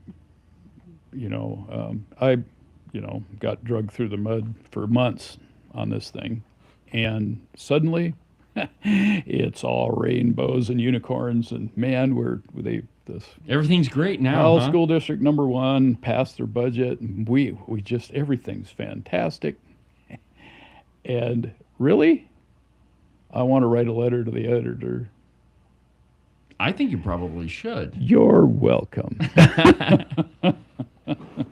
So, I think that one of the biggest education issues, and it's almost become a platitude, but it's that we can't pay teachers enough. Well, no kidding. Like being a policeman and being a teacher, those are two professions that you're not going to get rich doing it. Right. Unless, of course, you work at one of these Ivy League schools and you're, you get somebody else do your work for you. Right. So, yeah, but I don't think you can make an argument that we do pay teachers enough. The problem is, though, that when the legislature passes a bill and says, hey, we're going to give you all a raise, and then that doesn't happen, the issue ends up being at the school administration level. So the question for you is, everybody was griping about athletics, right? We don't have enough money for extracurricular activities. Should you guys create another silo for activities? Should you say this amount of money is for extracurriculars? That's not education. Okay, what is education? Reading, writing, arithmetic. Get right down to it. Those 3 things. Maybe a little history, some science. Oh, absolutely, some history. If we don't know where we've been, we don't know where we're going. Right. Okay. Kind of thing. So science is important. Okay. Not what we just saw yesterday. You mean science pleading the fifth? That wasn't science. But we can go there later. I think I have no problem with sports in school, but if you look at most of our high school athletic teams, they look like college athletic teams in the way they're outfitted. We spend an inordinate amount of money on school activities. I don't say that's necessarily wrong, and there are groups that actually put their money into it also. But to say that there was a shortfall, no, there wasn't. The irony out of that argument, Paul, is that if by creating a silo saying that classroom money is to stay in the classroom, if it is true that causes a shortfall in athletics, well, you're admitting that you were stealing money from teachers to, pay for the soccer team or the football team. Or everything else. Right. And so, I mean, you are admitting that you've put way too much emphasis on extracurricular activities. And I think if you look at our scores, test scores, it's obvious.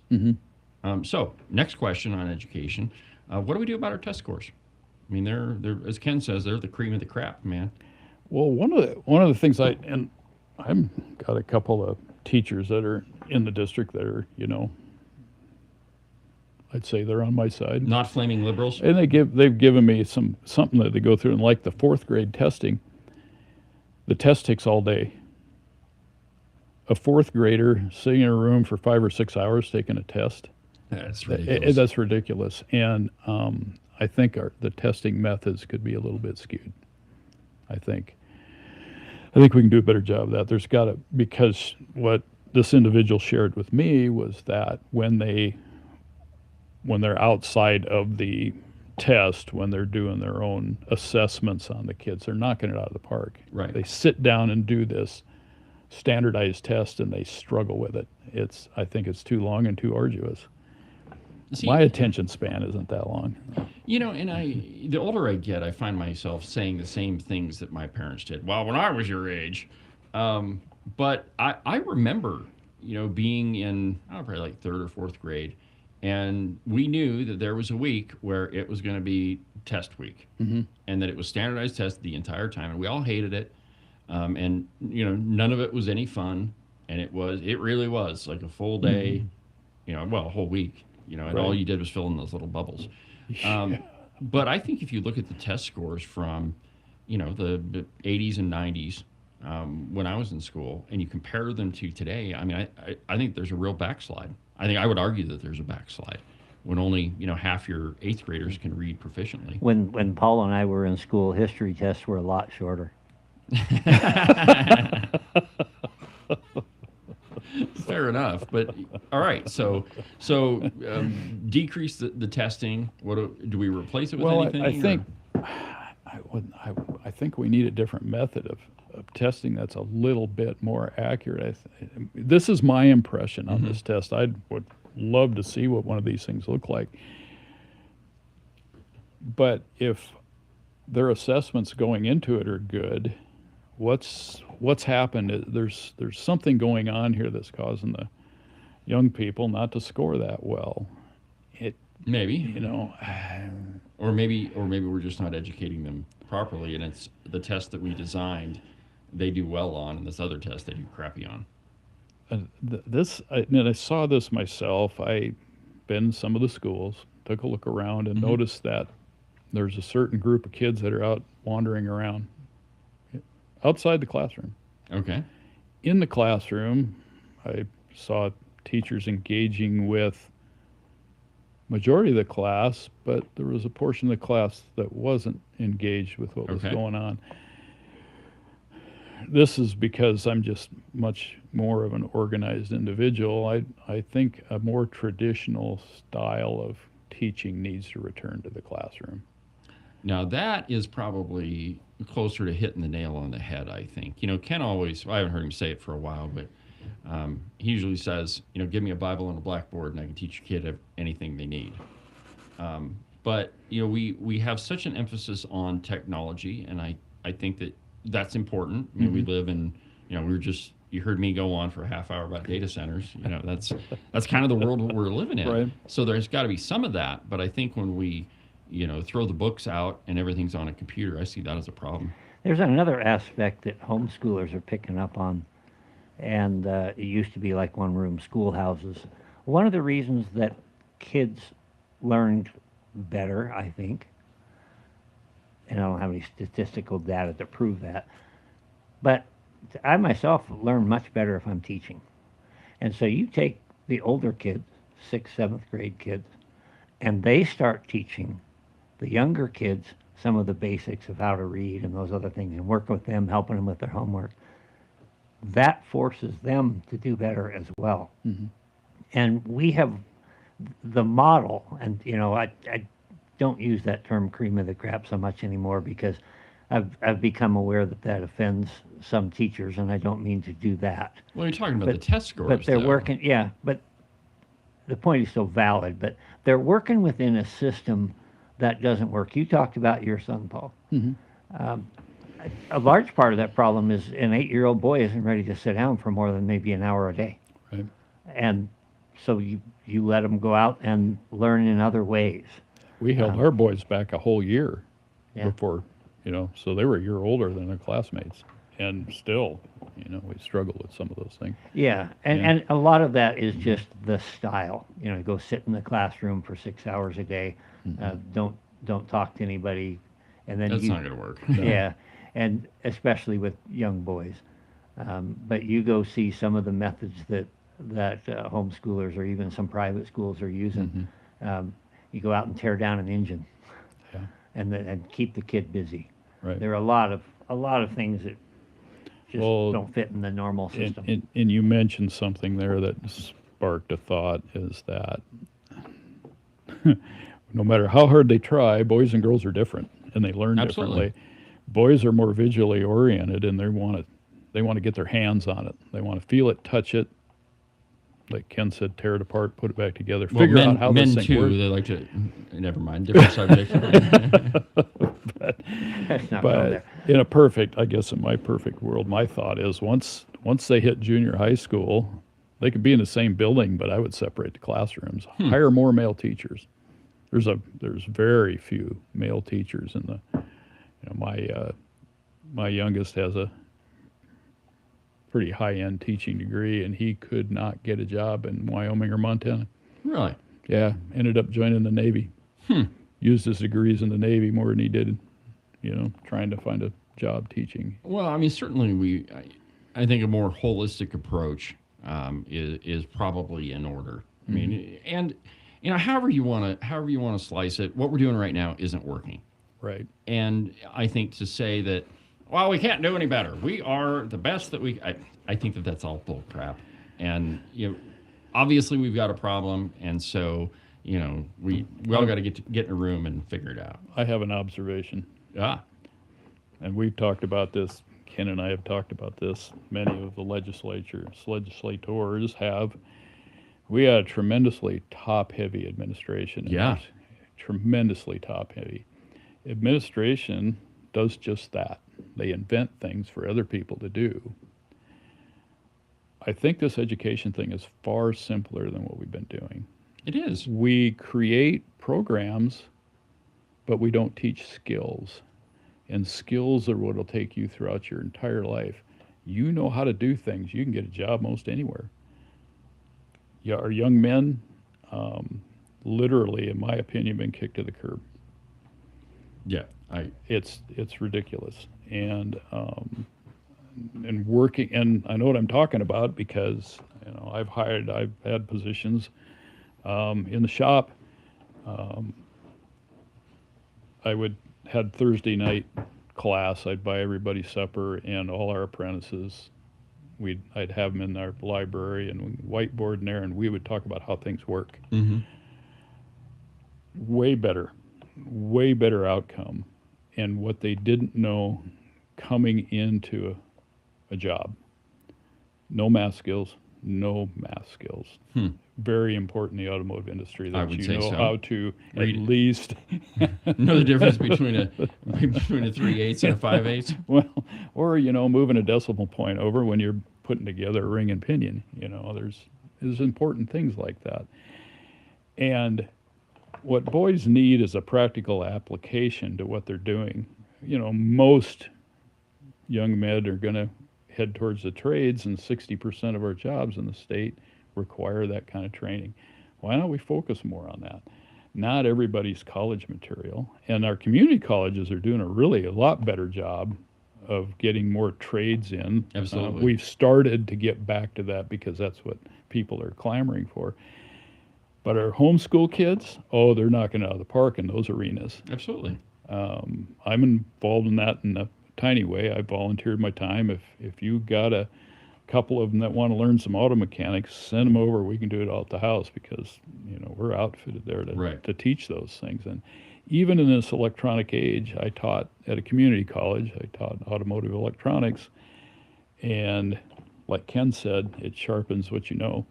Absolutely. All right, we're going to take a quick break. And when we come back, we're going to find out why these two guys hate libraries. It's true, my friends. I saw it on the internet. These two guys, they don't want anything to do with libraries. And we're going to talk about it when we come back.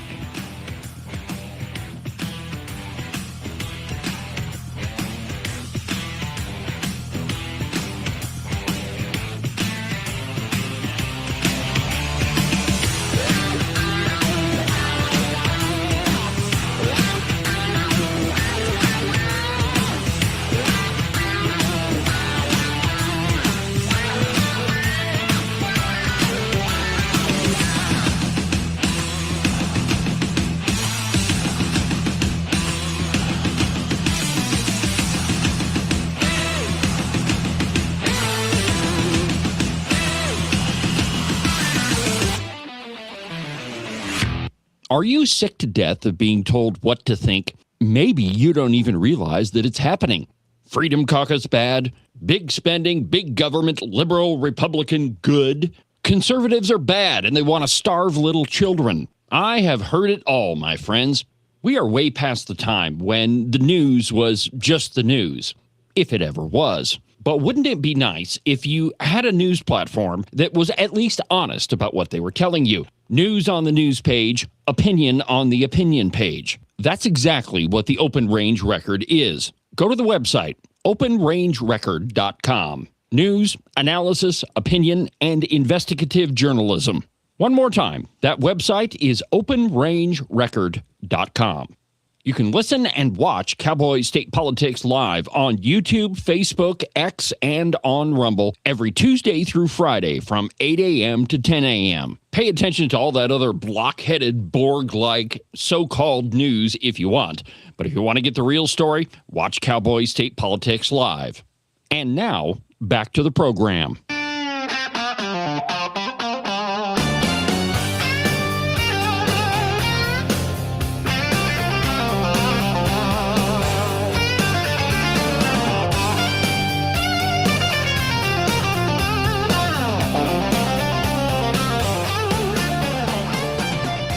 Cowboy State Politics live on a Thursday. We're having a great week on the program. We've got lots of guests so far. And my guest today is Paul Hoeft. He is a representative for House District 25 over in Park County. He's been, he rode his bike across the mountain, so we probably ought to let him sit for the entire hour, you know. I'd feel bad if it was like, all right, there's your 15-minute interview, hit the bricks. No, I wouldn't do that. I've had those before. So as it turns out, ladies and gentlemen, these two guys, Ken and Paul, they don't like libraries. And they certainly don't like librarians. And there's this group down in Casper, a bunch of very liberal lawyers. They really don't like these two. The so-called common sense Republicans. And this is a group of liberal lawyers that support Joe Biden and Kamala Harris and Hillary Clinton. I've showed you those screenshots from their own social media profiles. And all you got to do is listen to them, and they're clearly not conservatives. Don't let my wife hear that I don't like librarians. Well, this is the claim. Play the video. I'll prove it to you. Okay. Maybe not prove it to you, but anyway, this is what other people say. I saw it on the internet. Well, it must be Hi, true. I'm Emily Madden, co-founder of the Common Sense Republicans for Wyoming PAC. We believe in Wyoming, and we believe Wyomingites deserve the full story. Today, we're talking about the Freedom Caucus's property tax cuts and what the Freedom Caucus did not tell you about the detrimental effects that those tax cuts would have on local services. Yeah. As of September 2025, Bighorn County closed 2 of its libraries, and it significantly cut staff salaries and benefits. The county's 2 smallest libraries, Franny and Deaver, were closed permanently in the early September 2025, and the 3 largest county libraries in Lovell, Basin, and Grable faced reduced hours, and they removed benefits for all staff members. He stated that if we don't support these small towns, that they may go away. Here it is again. I think we should really think about you knew that was coming. Yep. If small towns are completely required to receive funding from either large cities or the state itself, should they exist. Wish they The would have played county's the three rest of what largest he said. libraries in Lovell, Grable, and Basin had to reduce their hours. And in addition to that, the librarians in all I've three had enough counties of Emily had to take Madden. So, Paul, why do you hate libraries and specifically librarians? So, anybody who knows me knows I like librarians. Ken's married to one. One of the, if anyone has ever been to Franny and Deaver and some of these little tiny places, it is difficult to keep anything open. There's Yes. not enough people to operate it. And why would we fund programs that are largely empty? Precisely. We have to take a good, honest look at that. How much just, in the private sector, and I know this well, when you don't perform, Hit the bricks, man. yeah, you got to go find something else where you can perform, because that's realistic. Now that sounds, it sounds mean, It's not mean. but it's the truth. You want to pay somebody to sit in a room full of books all day with no one in it? No. Yeah. Now I will tell you that our Powell Library gets used, but it's a bigger community. It's right across the street from the middle school. Hey, that's a heck of a location. It gets used. Well, and so if you look at like the Sheridan Library, it's right across the street here from the studio, and you can walk in there, at any time, and there's quite a few people in there. There's, they got meeting rooms, and it's a pretty nice facility. But that's the county library. Now, if you go over to, I don't know, Ranchester, okay, I'm sure they have a smaller library there, or you go to Story. Story, that library moves around. It's so small. Or Claremont. Claremont's a really tiny little town. There's not a county library over there. Or Arvada. Or Otto. Definitely not a county library in Otto. My point is that while having a library, I believe, is an important function of government. I mean, I think that is one of the jobs of government, is to provide a library. It's not a job to provide a library in every town. There's a reason why it's called the county library. And so, like you say, if you have all of these other little libraries where you're staffing them, nobody's using them, and why would you have it when you've got one, in Powell, or you've got one in Cody, or Sheridan, or Buffalo? There's plenty of libraries around. There's a library very close, and Paul, I don't know if you know that. That drum set there behind you. Yeah. Right through that wall is a private lending library. It's actually pretty good size. It's pretty It's cool. Yeah. owned by my wife. And if she has a group of people that pay a monthly fee, basically, to be a participant, and it's open by appointment. So she'll get 2 or 3 people that are going to come in on Thursday afternoon. She'll come down here, take care of whatever they need, and then close it back up. Some of those things could be done with public libraries, but ever since the Campbell decision, there's kind of been this idea that every child in the state deserves every opportunity that every other child does. That's not how life works. No. You choose to move to Otto. It's a beautiful place, but you're probably not going to be able to field a championship football team. Or buy a candy bar, because there's no store there. Or gas, for that matter. Oh, you have to keep going.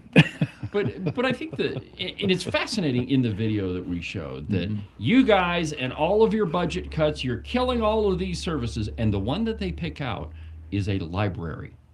Where, the truth be told, if you go down to Casper, there's a giant library in Casper. And, by the way, there is a pretty good-sized private bookstore there it's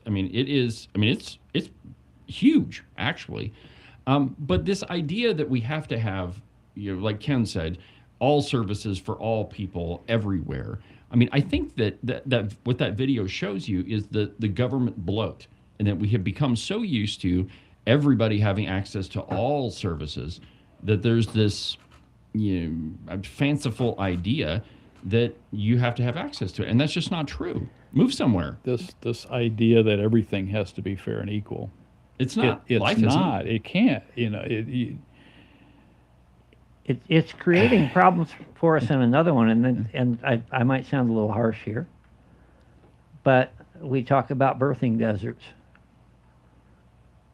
if I'm going to have a child, I'm going to have to travel 100 miles to get to the near. You know what? That is a reality in Wyoming, where we have long streets. It certainly was for my grandparents. And so when my grandmother got to a certain point in her pregnancy, she went back to Dakota and lived with the family, or she went to Douglas or someplace that had what she needed. That's not convenient. It would be wonderful, Right. if we could have these things available to anybody everywhere immediately all the time. That's not real in a state like Wyoming, with as big as it is, Right. with 580,000 people. And that's why a lot of us live here, because we're not Colorado. So the other part of this too is that the group that is putting this out call themselves the Common Sense Republicans. Well, first of all, they're not Republicans. They support Democrats. And secondly, it's not really common sense either. And I think this video is interesting because it exposes the very problem with our government that we have, that it is entirely bloated, that we spend a crap load of money on things that don't make any sense. You know, the library in Fanny. Give me a break. If you need to go to the library, and by the way, if you live in a town like Ken just mentioned, where these services don't exist and you see them as absolutely essential, then you need to move. That you, just because you decide to live in a place, that doesn't mean that we spend government money to give you every service in the middle of auto. I mean, it's just stupid. To kind of go along with what Ken was talking about, one of the things that was coming up was EMS in every single community. Yeah. What do EMS people do? How do they hone their skills? By giving them something to do. Unfortunately, we have emergencies everywhere. But we're not going to outfit an EMS service, an auto, as well, for two people to sit and do nothing. They're not going to stay, because those guys are adrenaline junkies as it is. Right. And their skills get better by having something to do. That, and a good example of that is here in Sheridan, we have a paid fire department. Okay. There's, I don't know how many people live in Sheridan proper, but we'll just say like 18,000, 17, 18, somewhere around there.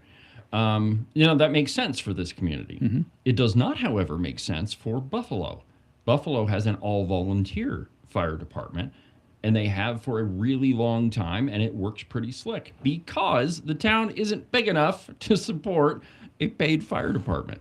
There's a reason why there's not a McDonald's in Shell. Yeah. Precisely. Yeah, just went right through there. I did not see one. Didn't see one. Now, here's one other point about this Emily Madden character in Common Sense Republicans for Wyoming. I've been trying, like I do with a lot of these people, I try really hard to get them to come on the program and let's have a conversation. I mean, let's sit right there. You can sit there, I'll sit here, and we'll debate whatever issue it is. And so I sent Emily Madden of Common Sense Republicans of Wyoming a message, and it said, "Hi, Emily. I noticed in one of your posts a willingness to go on any program," is what she said, to discuss your PAC. Would you care to come on the show?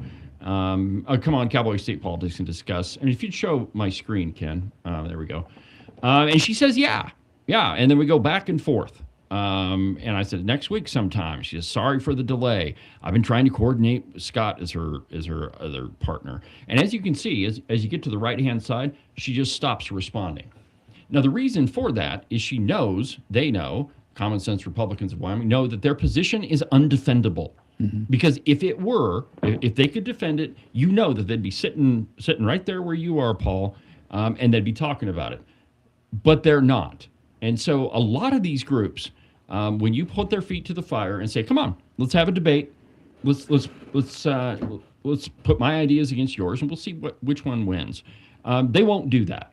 And you can see that they agreed to it, and then nothing, because when she realized that they were not going to be able to win that argument, then she just went away. All right, so Paul, I got one more topic. I would be remiss if I didn't bring this up. You and I disagree a great deal on Convention of States. And so first, let me just ask you, what's your position on that? So this is a big issue for me. I'm just be up front. I'm a Convention of States guy. Yep. Have been for probably since I was in high school. Okay. I spoke for it on the House floor. Can someone help me understand how our federal government got the way it is and the train wreck it is right now? Politicians. And that we let it go this long. I might even be one of those guys that would say maybe it's too late for a convention. I think it's far too dangerous right now. And I'll tell you why. 2017 House Bill 50, which was passed and signed into law in Wyoming. And that bill says that the people who would attend a convention of states will be chosen from the legislature. Now, I think that the three of us could agree that it is not going to be Paul, David, or Ken that go. It's going to be Ogden, Tara, and Bo that go, or Ogden, Tara, and Chip that go. It is not Going going to to be Mike Giroux because you have to have at least one Democrat to be fair. Yeah. Yeah. And so I think that while perhaps maybe, and I have serious questions about this, that maybe it could work, that the times that we live in are far too dangerous to risk that. Because we're not living in a time where, one, people are honest, and two, people are of principle. I mean, you guys are in politics, and I got a giant stack of stuff here that's 90% lies. And the people that are on it, maybe if they didn't authorize it, they certainly support it, because if they didn't, they'd be out saying so. But these are the type of people that are going to be chosen. And I think the second point that I would make is that we don't have a problem with the Constitution. We have a problem with politicians. And so if you are going to change the Constitution, you are still going to have the politician problem. And if we are unable or unwilling to change people's hearts and minds, there is no way that thing is ever going to work correctly.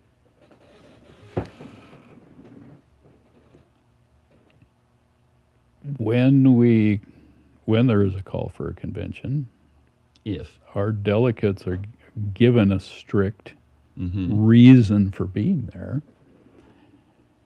you can also say that you could put something in the legislation. We're going to have to change that bill, first of all. Oh, we're going to have to repeal it. You know, that the delegates that go they're under strict direction, because we've debated these things.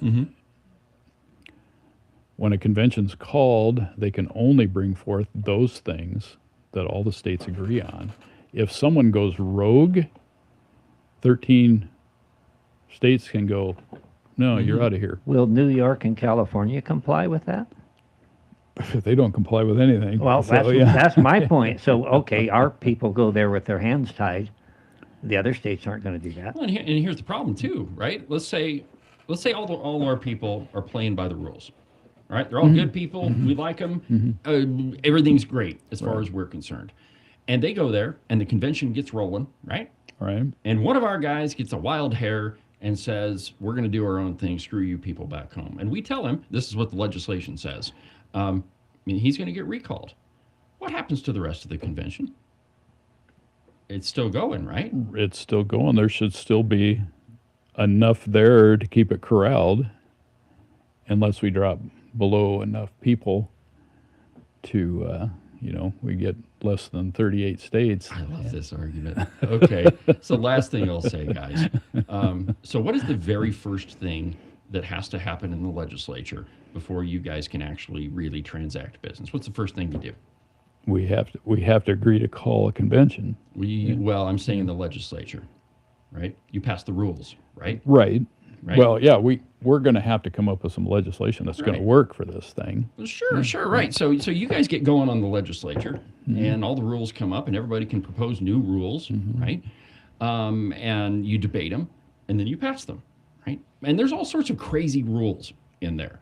Like you can, they at one point, it was decided that wearing a necktie was too cumbersome.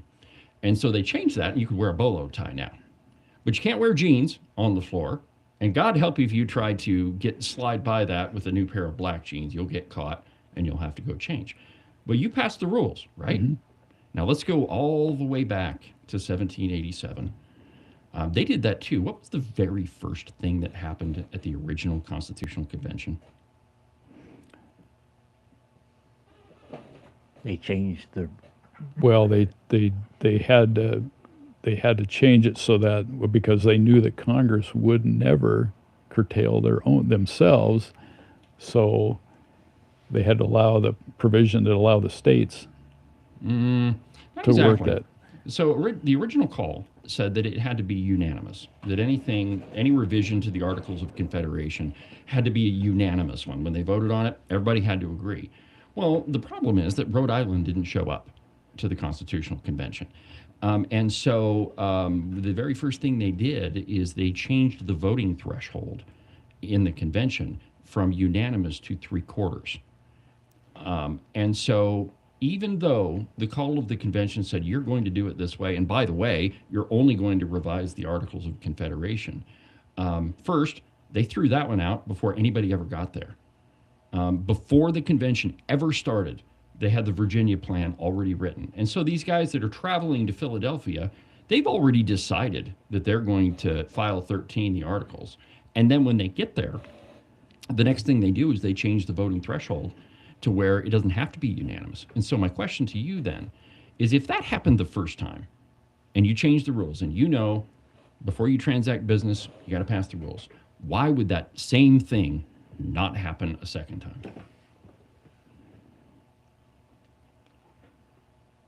Now, I came and read a bunch of stuff about this before I came. I bet you that did. Section. You knew this was coming. But I'm struggling with that question just a little bit because it could come up. Mm-hmm. Anytime anybody gets together in a convention style, that's the first thing they do is establish the rules. Right. They would do it in a boxing match. Okay, there's not going to be this, not going to be that. That's Right. that's how things go. We can still ask for a spittoon. And so we can have the best intentions of walking in there, but once you're there and the rules have to be ratified, anything can happen. And there's a lot of people that disagree that there could be a runaway convention. The other thing that I would say is if we don't pay any attention really to the Constitution as it's written now, after it's been modified, what's going to increase that? Yeah. It's Well, still going to be run roughshod. The subject that keeps coming up and over is the thought that, if we try to implement term limits now, that's unconstitutional. Mm-hmm. And we already have them. And the thought is that we have these politicians that in Washington have been there so long, it's now become till death do us part. Yes. Well, no, that's true. Yeah. And so the safety net in the convention is those 13 votes, those 13 states say, hey, no dice, this is getting out of hand. We can stop it right now. Unless they change the rules before that. There's also, I'm opposed to term limits themselves on another level. And that is, can you imagine if half the Senate had no term limits? They were no longer, or had term limits. Mm-hmm. They no longer had to answer to the people. Look at what happened in Beitman's last term. Yeah. Look at what happens traditionally with the president. In his second term, things get a little wild and loose. You don't have to answer, you don't have to get reelected, you can do whatever you want to do. If half of the legislature was term limited out, God help us. Yeah. Well, and I think that, we kind of mentioned this before, that I don't think that we're dealing with honest brokers in a lot of politics right now. Well, of course, John Adams said it best. Our form of government only works for a moral people. Yeah. And that's where we're at right now. And I would agree with you, Paul, that, and maybe you and I can agree on this part, that I think Article 5, or at least the convention part of Article 5, I think that it is the axe behind the glass at the back of the room. Break in case of emergency. Now, I think we're there. Well, okay, we can debate that, later, but the enemy is in the gates. But you don't pull the axe out, to do surgery. Right. The axe is the, oh crap, things have really gone downhill. And I believe our founders were smart enough to say, okay, if everything goes to crap and that this thing is unsavable, like, for whatever reason, we have to have a mechanism to where we can hit the reset button. And maybe that's what it is that it is the ultimate reset button. But if, again, if you use it too soon, then everything goes boom. Well, I think we have the ability, and I think we would have the ability to set up and keep people corralled on this deal, at least in this state, and have that. There's a lot of folks that are going, we're inching closer to taking a closer look at calling for a convention. The public's out there starting to support it more and more. Well, I tell you what, you drove over the mountain this morning. I'll give you the last word. Okay. But thank you for riding the bike all the way over here. Appreciate you taking the time to sit down in the studio with us. That'll do it for today's installment of the broadcast. Tomorrow, we've got Rachel Williams, candidate for Secretary of State. She's going to be on the show tomorrow. And so have a good afternoon, my friends. From the base of the Bighorns, I'm David Iverson, and this is Cowboy State Politics. See you tomorrow.